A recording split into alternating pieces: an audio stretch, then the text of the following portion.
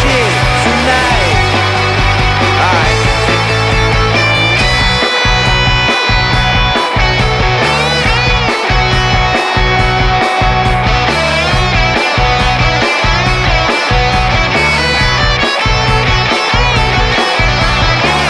Now she walks in the bedroom fast, despite all the noise from the crowd.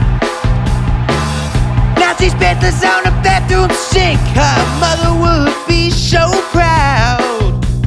Gets on a deed and there's a line to go pee, but the bathroom looks like a war zone. Welcome in to episode 228 of Phired Sports. Check us out at phiredsports.com. I'm Mike Gelato. Joining me as always, Mark Ramos. What's going on, Mark? Not much, man. Happy to be back. Took a little hiatus again, but A little bit, yeah. lots has happened here the last little while. Yes, it certainly has. We got Phillies baseball kind of underway. The Flyers are in the thick of a playoff race, which I didn't think that would be possible a month or two ago. There's like a phantom Brandon Graham press conference that we're all waiting for on the edge of our seat for. Other than that, it's starting to get busy here. Yeah. We had Painter. Andrew Painter makes his debut tonight. Porter Martone for the Flyers, which was really cool to see. Like people online and things like that. I mean, the Flyers and the Phillies are in completely different situations, but to see them, to see the fan bases and stuff so excited for this, for some young future pieces, I think was really cool. And I don't know if you saw any of the Phillies tonight, but Painter looked good, man. He looked really good in his first start.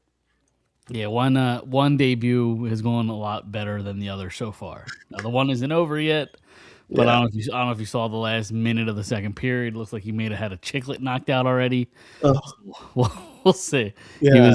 He's bleeding pretty good after that after the period. So yeah, he's had very much. Martone has had very much a welcome to the NHL type of moment. He's had a couple moments like that, and I've been following along with the game here, and he's had a couple moments like that. But that could have happened, Like, I mean, I know we're all thinking like 2-goal night in his debut. I mean, there's still a period to go. You never know, but there is. He almost had one at the end of the period there. Yeah, so nice little feed from Michkov. Maybe put them together. Who knows? We'll see what happens. But now you're cooking.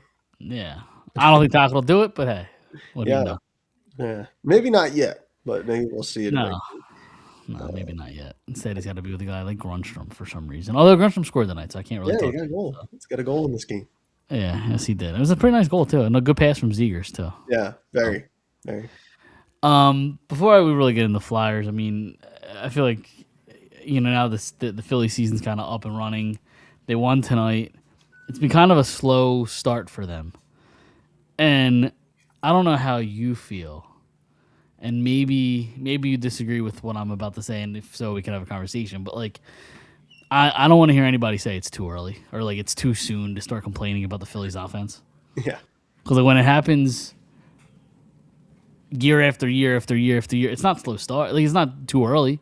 Yeah. It's just this is who they are. They're just not good. They're not great. I don't know. How do you feel? I would have said it's too early, but because you took that off the table, I'm gonna. All right, no, listen. You're allowed to say it's too early. I'm gonna pivot. It's too early. I'm gonna pivot for a second on that. I think I understand that, like, that frustration. Coming in here, especially they've had some moments where it just like I don't know, like the offense is one thing, the defense. To start the season, it's like this feels like it's been through multiple managers and things like that. The Phillies are just like a poor defensive. I don't understand that part. Like, and Dombrowski's not really a guy that is gonna prioritize defense number one. Yeah, and like number two, how many years? And they necessarily haven't done it this year, at least not yet. Like they'll just find a random like middle infielder and like, hey, let's try to put him in outfield just because why not? Yeah, you know what I mean? Like, a guy played like outfield, in Class A ball, like 25 times, and they're like, well, he's done it, so we're gonna try. It's like in the big league. Here's Scott Kingery. Let's throw him in center field for shits and giggles because we have nowhere else to put him. Like Yeah, yeah, Flyers like, or the Phillies are great at doing that. yeah. It's like that kind of thing when you're starting to do those things. It's like, okay, maybe we should have had a conversation about where guys fit and all. Like that kind of seems like an off season thing instead of trying guys out at their second and their second and third positions if they've played them at all. I mean, today I think I don't know if you saw this. They said Schwarber was taking ground balls at first base, I have seen this, yes. and like I don't want to say why, but it's just kind of like Well, I think flexibility is important. Like if you can get him playing, I'm not expecting Schwarber to be a Gold Glove, not even close to a Gold Glove caliber first baseman. But if you get him to play like a decent enough first base, then you could have you could either give Harper off days, you could throw him in right field, you could make him DH. Like there's flexibility there. There's more stuff you could do. yeah, Or if you want to give JT's knees a break, you could have him DH, play Marchand at catcher, like that kind of thing. So Yeah. flexibility is not a bad thing. No, I just need to see it first. I need to see what it looks like first. yeah, I to go back to the hitting and the lineup thing. I think not to veer too far off the original point, but like I think, or at least my thought is like Kevin Long. Yeah, What do you do here? it's a valid question. What do you Because do here? the approaches haven't changed a whole lot. Nope. I mean, in terms of like how guys and some like when you've been in the bigs a long time too, it's like what works for you better than like a coach would or something like that. Maybe they can enhance something for you, but it's rare you see guys come in though and like completely like do a 180 on their approach. You know what I mean? Like if you're just as an example, like if you're like a notorious first pitch swinger, like all of a sudden you don't just stop doing that. You know what I mean? Like, but yeah, I mean it's through multiple. It's been through multiple. Painter definitely had the better appearance, Pat. That's what are Yeah, we doing here? yeah, he What are we definitely doing? did. But yeah, I mean, I don't know. Like it's so like it's March still, and we're going in the first week of April. It always feels really foolish to me to like, and I'm not calling you foolish, but I'm just saying like it No, you feels can call me foolish foolish. That's fine. That's what the to. show's for. It feels foolish to just kind of like if we're having this conversation after like July 4th, then I'll be like a lot more like like this needs to significantly look better. Yeah. But you're still getting yourself. I don't know. Guys are still kind of getting their swings in and trying to get acclimated. You know, If it so was if it was any of like if it's the first season that it's like this, well, sure, I'll give you the argument. The last 3 years didn't happen, and we've seen them collapse and not be able to hit in large stretches. Just all the bats go cold all at once. Like then I yeah, can say, all right, it's early. I'll have patience. I'll see what it looks like in the May, June, July. But I've seen this story way too often, and that's and like you're not changing a whole lot with the lineup. I know they're going to tell you, percentage of guys that are new to the lineup. They bring in Crawford, who's getting days off for some reason already. You're bringing in Crawford. You're bringing in Garcia. So like they're going to tell you that it's a new lineup, but you still have brought up Kevin Long. He's got to go. The Flyers just scored, and I don't know who.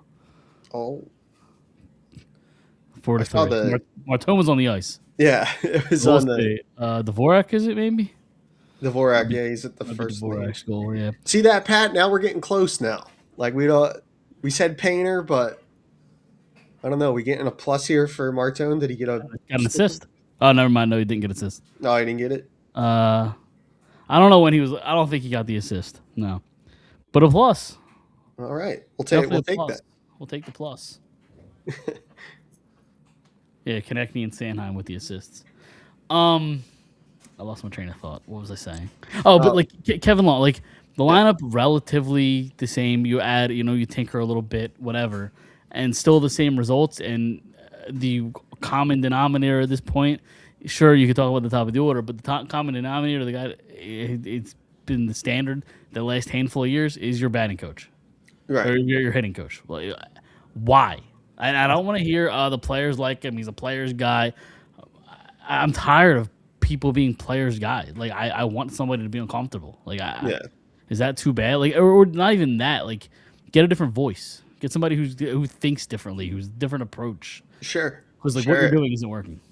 And then like that kind of becomes the question, right? Like, and we kind of explored that without like specifically, I think like leading off with that over the winter, where it's like when the bats go collectively cold, I think then it becomes a question of like, is that like guys being asked or not being asked to make changes to their approaches at the plate, or does that have something more to do with the way the team is built?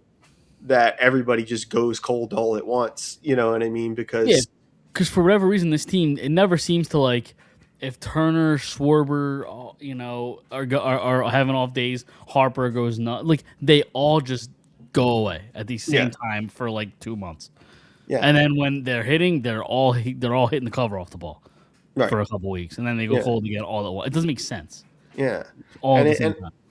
And I mean like it has started out kind of slow here, and I think that's gonna ratchet up pressure. It should anyway on someone like Long and certainly Rob Thompson here. I would get rid of everybody. Get rid of Long. Get rid of Thompson. Get rid of Dombrowski. I'm done with all of it. Yeah, and this is me talking 5 games into the season. I'm 5 games. I'm well aware. I'm well aware. 5 games into the 162 game season. I'm aware. Oh, to be fair, I think they should have been gone in the offseason. Yeah. So like this is still built up rage and anger over the lack of moves in the offseason, or I guess just postseason results in general the last couple of years. Sure, and I get that. It's the whole thing. It's the whole thing, and and I mean I said over the winter, and I'll say it one more time. Here like. Not rooting for that. I'd much rather the team be good and win. But if they kind of like start stumbling into the warmer weather, and they have the same issues, and the offense goes dormant for long stretches at a time, I think they're going to bump. They have Mattingly here as a fallback plan in case they have to fire Thompson. Do it now. Why not? 5 games into the season. What's the earliest a manager's gotten fired? I want to know. The Phillies might break that record. Well, now of course, in the NHL, coaches are getting hired to coach the last 8 games of the season and then playoffs, and without a guarantee to even come back the following season. A la with John Tortorella, former Flyers head coach, now taking a job with the Golden Knights. Wow. I saw when I heard that, I was like, what? Dude, I saw on Twitter, someone was like, Torts is basically a substitute teacher. yeah, pretty much. And I was like, like he's in there to like ruffle feathers and all, get this team like on track. But I mean, like Vegas is ruthless. The way they do business. They always have. They have been since their inception. Yeah, so it's funny to see that, but yeah. So I think that's why. I don't know the earliest someone's ever gotten fired in an MLB season. We'd have to look that up, but. I can't imagine that had ever been, this early in, Fuck, the Capitals scored. God damn it. Preston Gomez for the 1972 Padres is recognized for one of the earliest MLB in-season firings, dismissed after an 11-game start. Okay. And he only went 4-7. That doesn't seem that crazy. Yeah. In 2025, Derek Shelton of the Pirates was fired after 12-26 start. Apparently, I'm confused. So this could just be Google AI. Historically, Eddie Stanky quit after 1 game with the Rangers, but he quit. And then it says in soccer, Leroy Rossinier was sacked after 10 minutes. I don't know what that means. Somebody's fired after 10 minutes? What does that mean? Oh my God. 10 minutes into the match, they just walked down and just told them to go home? I guess. I don't know. There's got to be more to those stories. Yeah, I don't know. I don't know what sacking means. Fastest sacking. What does that mean? I guess just fired.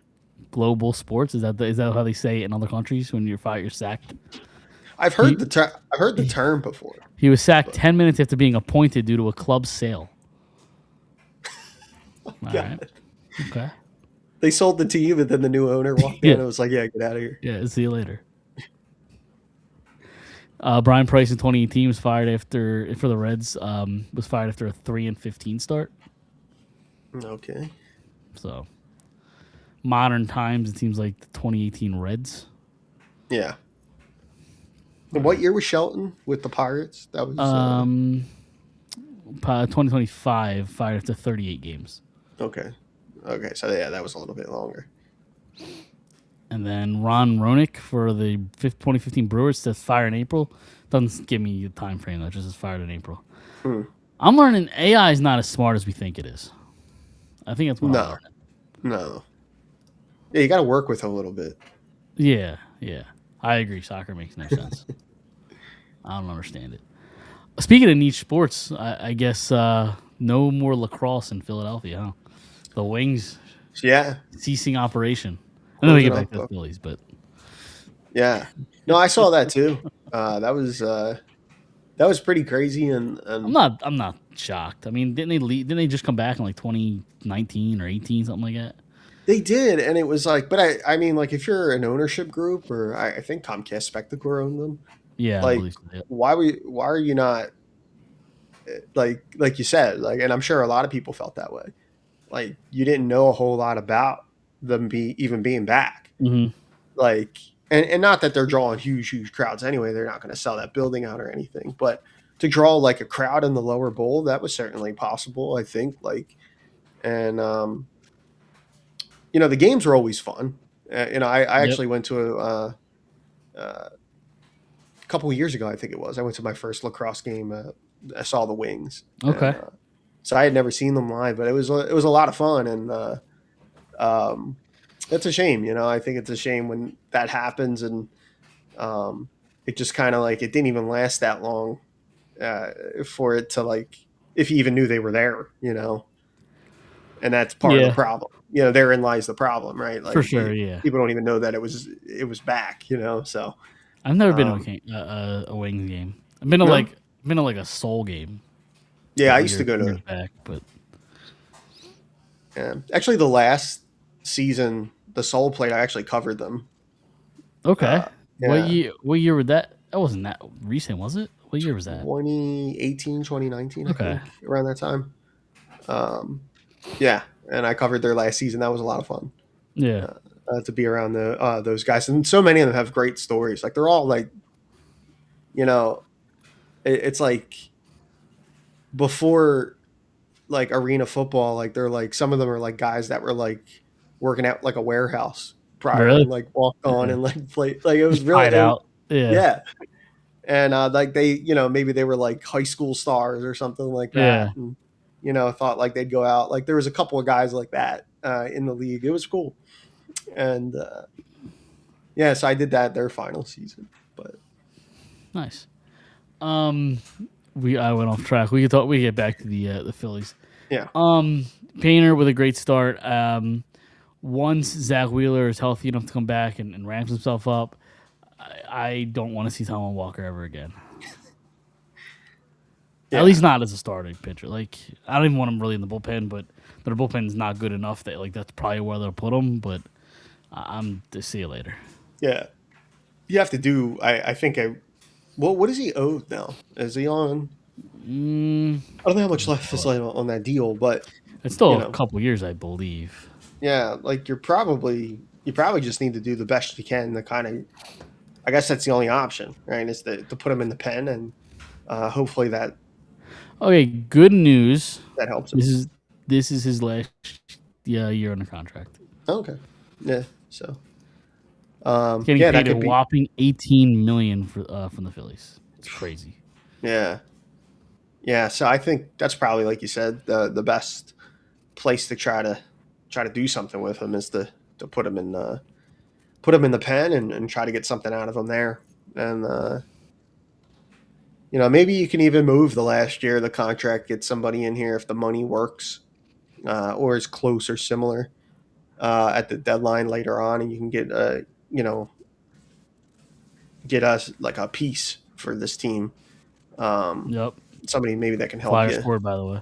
Well, another goal. Flyers scored 5-4 now. Oh boy. 12 minutes left, so you still got some time to tie this thing up. Yeah. And Denver it's Bucks. we could kind of transition because the Phillies season's early. There's going to be a ton to talk about. Flyers Sure. are kind of in a full blown playoff push. The thing that sucks about potentially losing this game is they're getting a lot of help tonight. I don't know if you've score watched around the league. Yeah. They're getting a lot of help tonight. So a win here would be gigantic.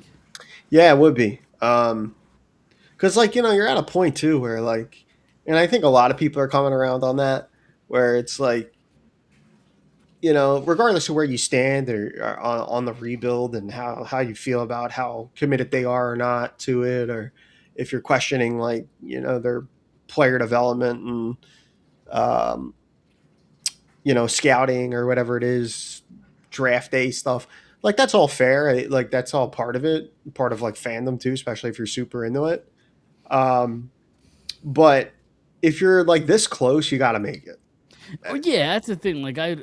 You know, you could talk about what's the long term benefit for the team, kind of bottom out, get a top 5 pick. But when you're this close, I'd rather, even if you lose in the first, I'd rather you make the playoffs, play some high intense games, than just miss and get pick 14 or 15. That Right. does nothing for me. You Yeah. get in at this point. Yeah, I agree, and I do think that I'm a big believer too in that experience. Experience mattering for young players. The game is so much you watch the NHL playoffs and on. It's another octave or two up from regular season play, and I think to really understand that you have to have some reps in it, and especially if they could get in and they draw Pittsburgh in round 1 or something like that. Some of these young guys, Martone, Michkov, they can really get a taste of not only just a playoff series in Philadelphia, but what it's like to play a rival. You know what I mean? Because people tend to come out for those in droves, especially for the Flyers. Even if you're not a huge Flyers fan, you'll be because about Flyers Penguins. You know what I mean? Right.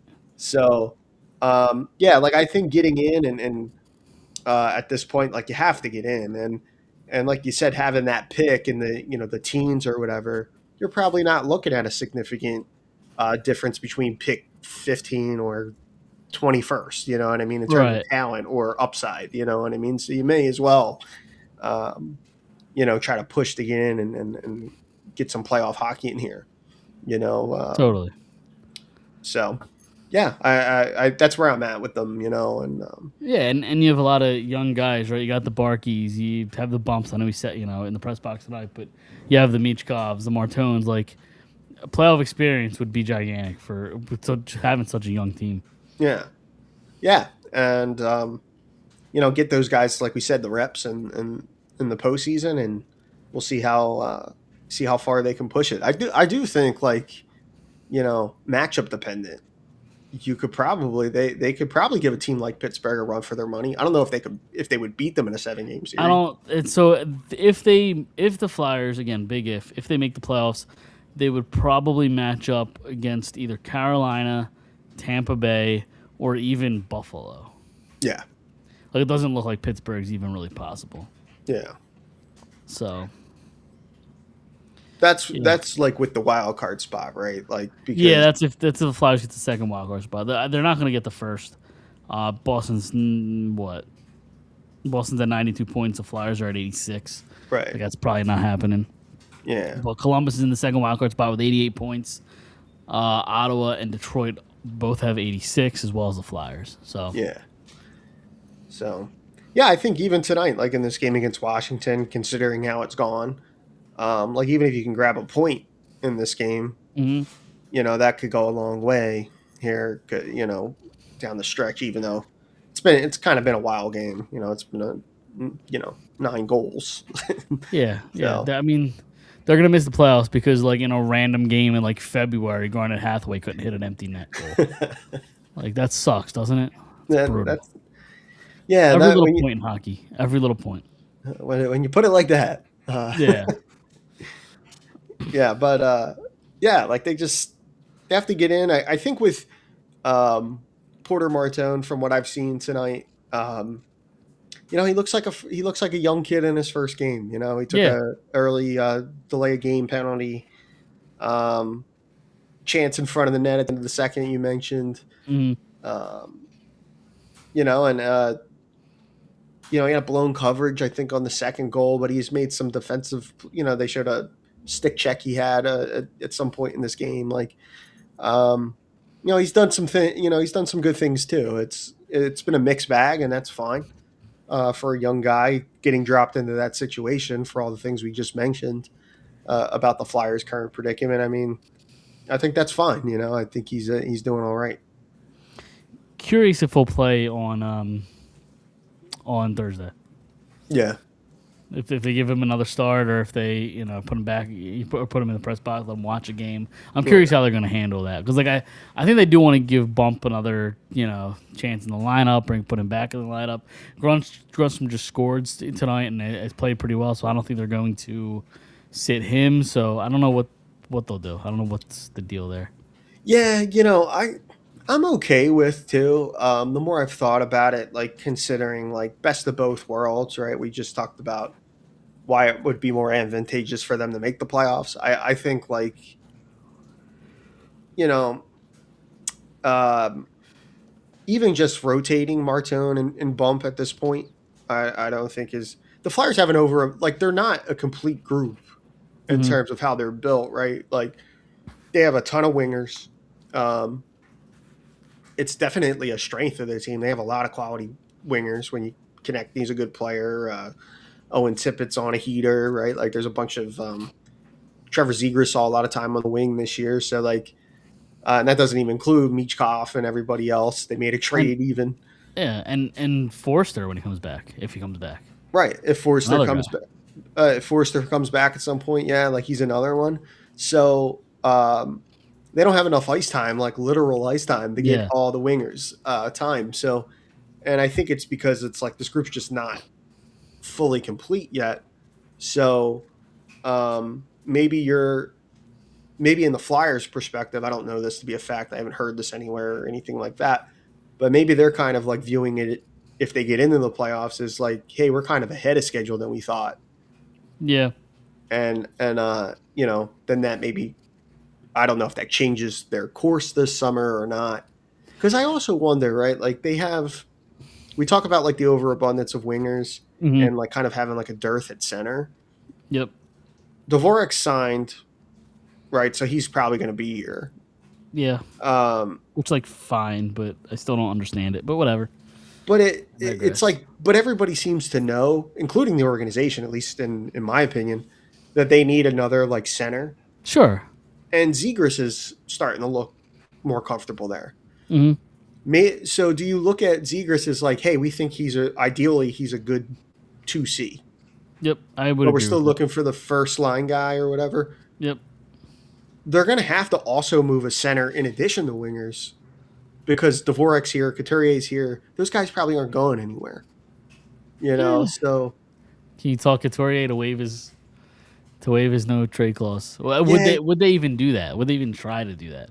I personally though, I think Briere and his connection going back all them years, Very loyal. I think I think they have too much respect for him that they wouldn't even ask him to do that, to be honest. Like they could, it's a business at the end of the day, but it's hard for me to envision right now. I hear you. I just think it's so important to get rid of that contract. And I don't even know if anybody's going to take the whole thing, but it's just, I don't know. Like, for what he gives you, like at this point, he's a fourth line center, in my opinion, and he's making like $7 million. Right. So I don't disagree with that. I just don't know like how I don't know how they get him to waive. Yeah. I don't even know that they would ask him to waive. You know what I mean? Like, so it's not out of the realm of possibility at all. Certainly, like that's definitely it could happen. But I don't know. I don't know. But it makes me wonder though, like if they are like really in the market for like another top six centerman, they would have to move one out. Yeah, So and you talk about some, the young prospects too, Nesbitt, Luchenko. right, These guys are kind of on the doorstep too. right, yeah. So I don't know. I don't know, but that's more going to be like a summertime thing, I think, for them. We'll probably talk about that in the summer when the off season rolls around. Yep, let's just try to get in the playoffs here. Yeah, that's main focus right now. Yep. I'll be honest, I didn't have anything else to talk about other than Martone and the Phillies. Yeah. So, what'd you have on your mind that you wanted to dive into? Nothing much. Nothing much else. I mean, like you said, we have that like kind of cryptic BG. Can I be honest? Press conference thing. Can I? Since we're in the trust tree here, Yeah, let's do it. I'm tired of Brandon Graham. Is that a hot take? I'm about to log off. It just okay. First off, like you had a nice couple plays, you won a couple Super Bowls, fine. You're not important enough to have like a press conference in the like one. If it's a retirement press conference, if that's what he was going to schedule, you get one retirement press conference. You get one. You don't get two. You get one.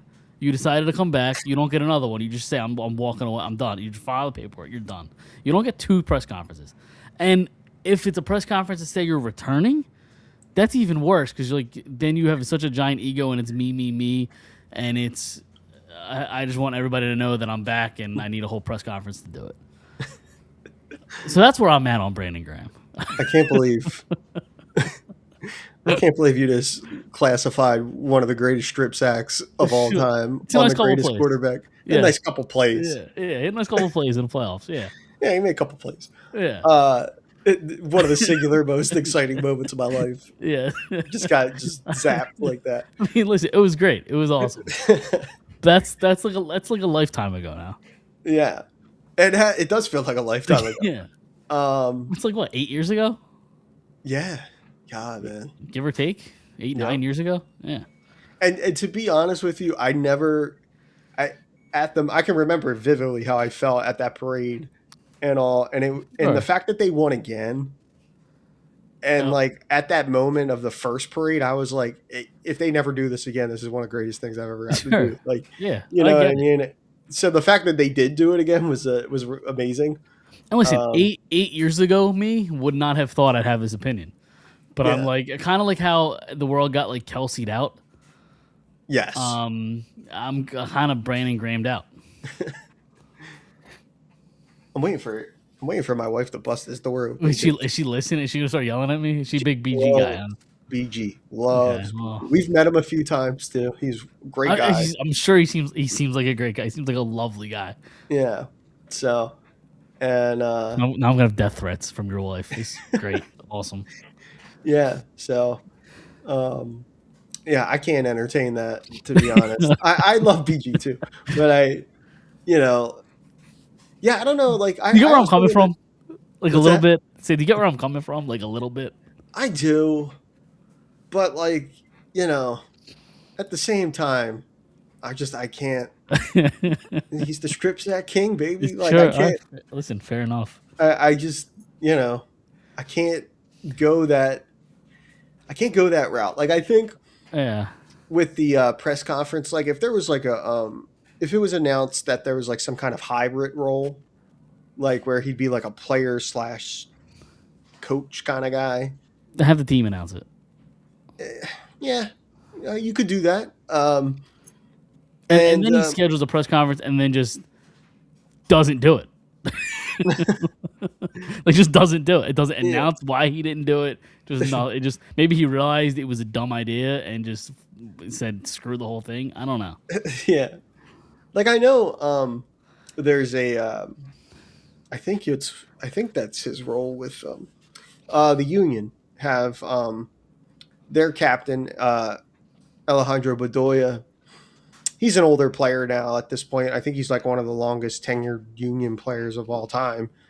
And he he's kind of in a role like that where he plays, but he's also like a scout type of like player development While guy. playing is interesting.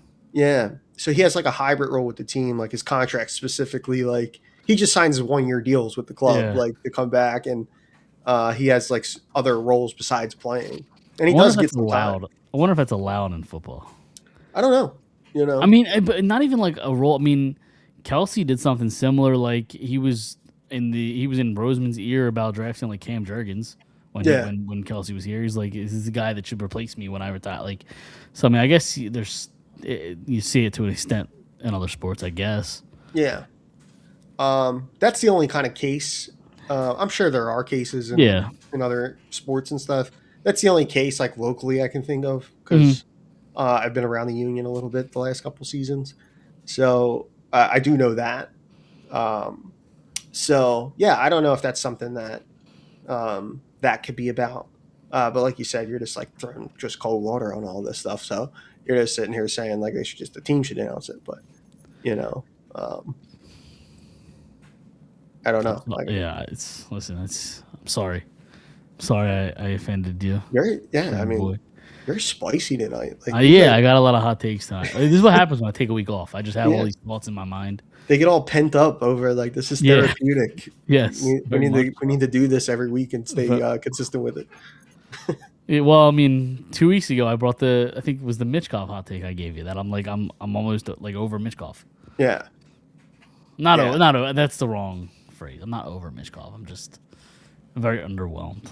Michkov, BG, Phillies. I mean, Phillies. I can understand. We've really kind of gone deep dive in the Phillies a few times, but man, Flyers going on a late power play. Oh boy. I mean, listen, this is a fair opinion. Whatever, fine. It's fine. Yeah. Thank you for that, Pat. I did not see that. Yeah. Yep. Yep. Yeah. You know what? I'm going to give you one more. But I'm just full disclosure, just telling you right now. Michkov strike 1, BG strike 2. You got one more.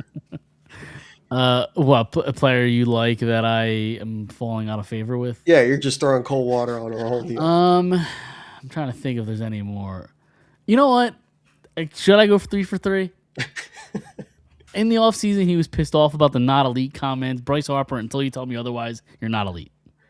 You know what? I don't even have a problem with that necessarily. All right. Yeah, like the Harper thing, I do get sometimes. Like like you have to come out and like I can get it.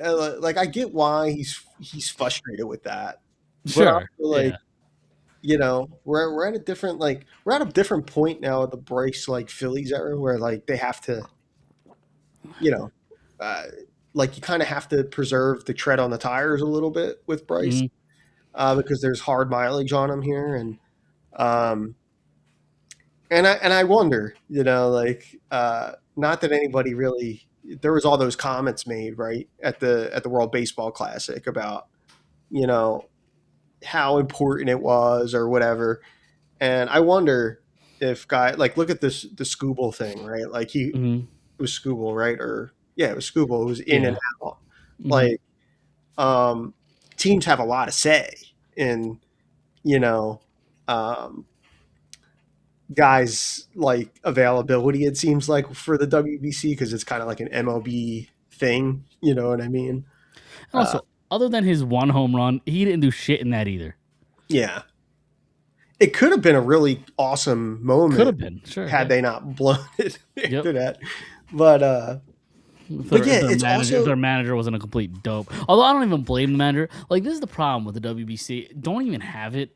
Because they asked him why they didn't bring in Mason Miller, and his answer was basically, he didn't say this verbatim, but he pretty much said it, is the Padres, I told the top Padres I'd only put him in there in a safe situation.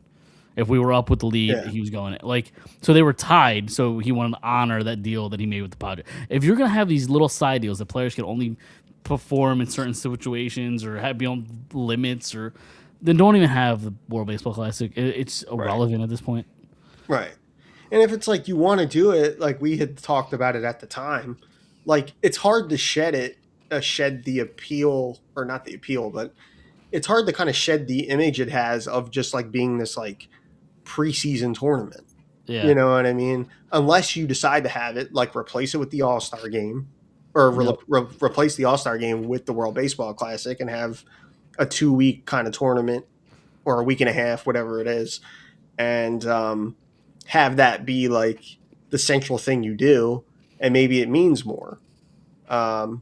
So, I don't know, but like Bryce could have had a moment there with that home run, but it didn't end up happening. And but I don't have necessarily a problem with that. Like he does need to. They do need him to step up, and even if, and it's a tough situation to be in because he's getting older now, so maybe he's not that guy he was when he got here, but they really kind of need him to be still. This is the worst power play I think I've ever seen in my life. Yeah, they've had some rough ones tonight. This is bad. Yeah, they've definitely had some rough power plays tonight. Yeah. Not their strong suit. Definitely not.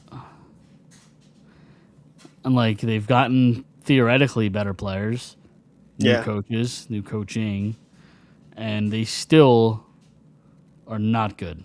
Yeah. Year after year on the power play. Not good. Yeah, no. It sucks. They need this game so bad in the worst especially way. Like you said, with the help they got tonight. Yeah. Yep. Mm-hmm. So it's going to be a missed opportunity. It's going to come to a point too. Although I mean, the Blue Jackets did tie the game. They're back in that game. They were down 2-0. It's 2-2 now. No. So I don't know. You're going to get to a point too where it's like you're just going to run out of real estate. Like, you're just not going to have enough games left. Yep. And like this is the thing is, people, including myself, have given Tocchet a lot of shit, and I'm seeing people say, while they're winning, you got to kind of give it to Tocchet. But like, if you look at a big reason they've been on his heater for the last 11, 12 games, it's right around the time he did the thing where everybody said the entire season he should have done, put Mitchkoff on his regular side and put Zegras at center. He finally did it, and they start winning games. Yeah. If you did it the whole season, maybe they're in a much better spot. Yeah. Yeah. I think those are fair points. I mean, like, the Tocchet criticism, I think, is kind of, it's a mixed bag because I think a lot of it is, some of it's bluster, right, online, just kind of like discourse, and some of it is legitimate. Like, I think those, playing Michkov on, his natural side, his most comfortable side, I think is not a bad thing. And as he's getting his footing in North America, learning the language, all these other things, it was probably better for him to just stay on the right side in terms of like compounding some of the other issues there were. And Zegras, same thing. Like, and, I think the Flyers they were winning at the time, and with Zegras on the wing with Dvorak and Konechny, and they didn't want to mess with that, even though it was important that they figure out if he could play there or not, and who knows, had they done that sooner, and, taken the time to give him the time to get acclimated to play there, maybe it could have been, maybe they could have gotten that run out of him sooner. So yeah, I mean, like, even though I think not all the criticisms valid of Tocchet, but I think those certainly are the ones you mentioned. So yeah, sorry, I'm a little distracted because I'm going to try to pull this up on the screen right now. Okay. Apparently there was a goalie fight tonight. That's always fun. Was there? There was. In the NHL? Yep. Markstrom and Shesterkin. Let me see if I can pull this up because I kind of want to watch this. All right. Oh, they're squaring up here. Oh boy. Devils Rangers too. Yeah. Oh yeah. Let me see if I can play this. And the Flyers have 1 minute and 20 seconds left. Wants a piece of it, and here we go. What set this off? Boy, this is the rivalry we talk about. Things are pretty calm here. Just Markstrom throws a big right. Shesterkin gets a few in. A nice little bout. Markey trying to make a comeback here. This is unbelievable. 4 or 5. And Markey gets taken down. But you saw the minute players. All right, I like that. Cool. Love a goalie fight. Gotta love a goalie fight. Not enough goalie fights anymore. No. So. And the Capitals scored the empty netter, and that'll do it for that game. So. Yep. So you got it. You know, a little extra work or a little harder work on yourself. Yeah. The remainder of the season. You do play the Wings, I think, 2 more times, and the Wings apparently just suck in the month of March. Although I guess it is April now, it will be April now. So yeah. Have you seen the last handful of years their record in the month of March? It's like terrible. Like they just collapse. And you know how like the Phillies, we always talk about like the September collapse. Yeah. For the Red Wings, it's the March collapse just every year. Yeah, that was a big deal when Steve Yzerman got there from Tampa and the whole Yzer plan thing. Yep. And that has not worked. No. No, it has not.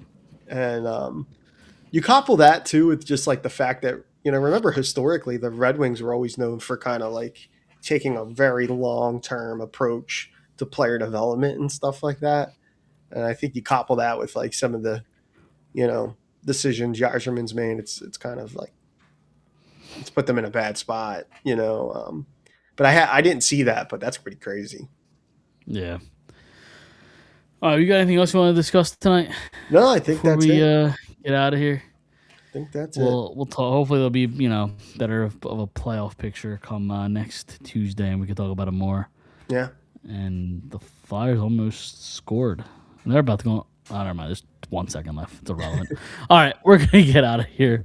We'll be back next Tuesday. See you then.